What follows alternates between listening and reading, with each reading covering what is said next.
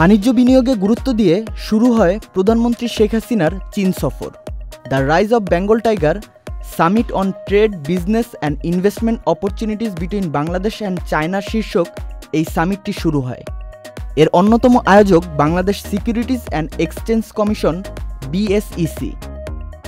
BSECর chairman বলেন, বাংলাদেশের নতুন বিনিয়োগ বাড়ানোর জন্য এই সামিট গুরুত্বপূর্ণ ভূমিকা রাখবে। এর আগে আমরা বেশ কয়েকটি দেশে রোড শো করেছি। চীনের এই বিজনেস সামিট আগের যে কোনো সময়ের চেয়ে বেশি ফলপ্রসূ হবে। এই সামিট আমাদের অর্থনীতির নতুন দ্বার খুলে দিতে পারে। তিনি আরও বলেন, বাংলাদেশ থেকে আসা ব্যবসায়ীরা চীনের ব্যবসায়ীদের সঙ্গে বৈঠক করেছেন। চীন ও বাংলাদেশের বিভিন্ন কোম্পানির মধ্যে 16টি সমঝোতা চুক্তি হয়।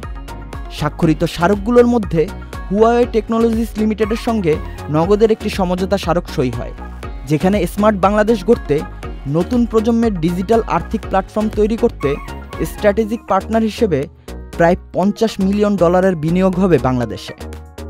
চায়নার রোড অ্যান্ড ব্রিজ কর্পোরেশন ও নিংবো সিক্সিং কোম্পানি লিমিটেডের মধ্যে বাংলাদেশ চাইনিজ আর্থিক ও শিল্প এলাকায় বিনিয়োগ অবকাঠামো বিষয়ক একটি সমঝোতা স্মারক সই হয়।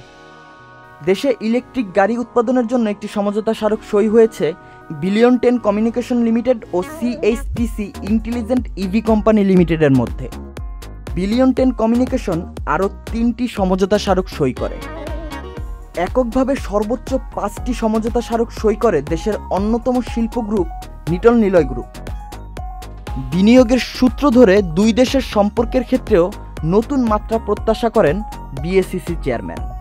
তিনি বলেন, চীনের সঙ্গে আমাদের যে বন্ধুত্বপূর্ণ সম্পর্ক আছে, আশা করি এই সামিটের মধ্য দিয়ে তা আরও মজবুত হবে। দুই দেশের সম্পর্কের মধ্যে আরও এক নতুন দিগন্তের সূচনা হবে। মারুফুজ্জামান, চ্যানেল আই।